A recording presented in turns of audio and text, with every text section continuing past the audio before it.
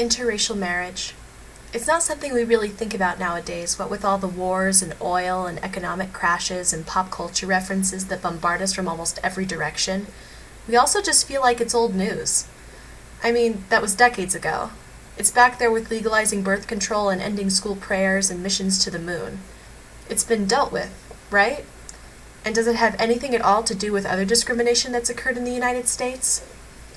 Well, in 1958, when Mildred Jeter and Richard Loving married in District of Columbia and came back to Virginia to build a home and a new life together, a grand jury charged them with violating the state's ban on marriage between a white person and a person of color, for which they pled guilty.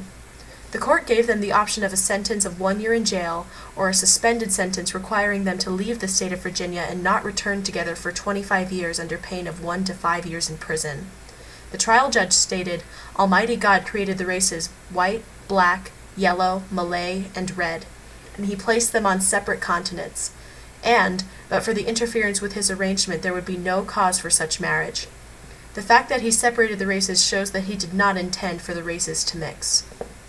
Needless to say, the Lovings took up residence in District of Columbia and continued to fight the anti-miscegenation politics that kept them from being legally married in a state that was heavily influenced by white power ideals.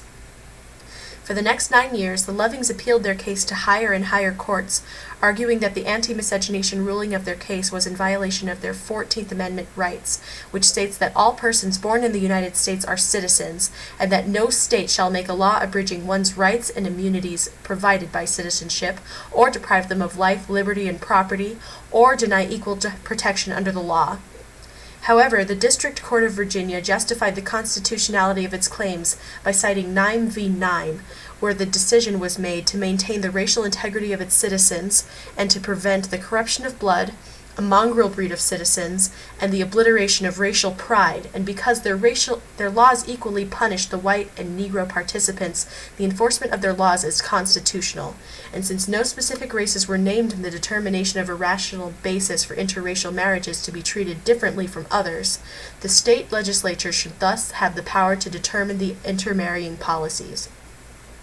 The law the Lovings violated, however, directly addressed the intermarriage of a white person with a colored person and a colored person with a white person, not racial intermarrying in general, thus legally isolating whites as different from those of other races and violating the Lovings' 14th Amendment rights. In 1967, the Supreme Court ruled that the 14th Amendment and others that came after it were put in place to end legal discrimination and those born and naturalized in the United States, and that all opponents to it were antagonistic to those amendments and wanted their most limited effect in order for the opponents to keep their power as rich white men. So, is the issue of tolerating interracial marriage have anything to do with other discrimination that has taken place in the United States? And does it have any relevance to today? So, to some degree, the answer is yes.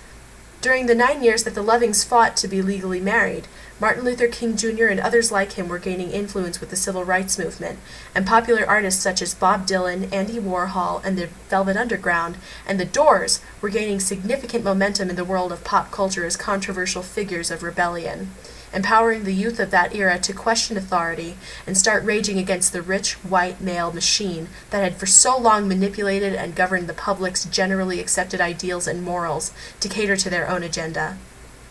These youth included opposers of the Vietnam War, African Americans who were sick of being sent to die for a country that hated them, and women who were not even legally allowed to control their reproductive lives and had had their equality ripped away from them again and again.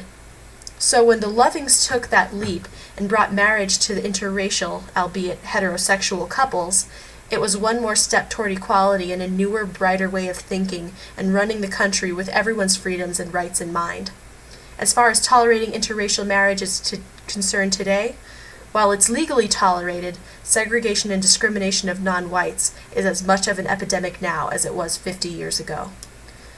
While there is a bright future to this story, we're still far from out of the equality tunnel.